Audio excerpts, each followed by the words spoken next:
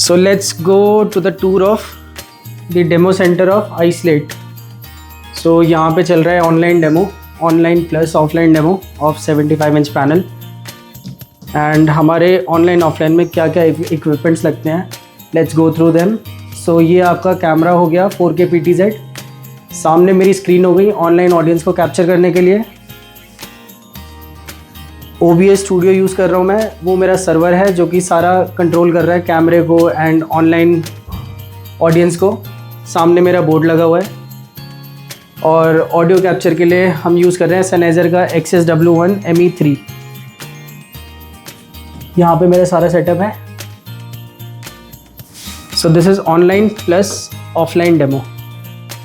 Thank you so much.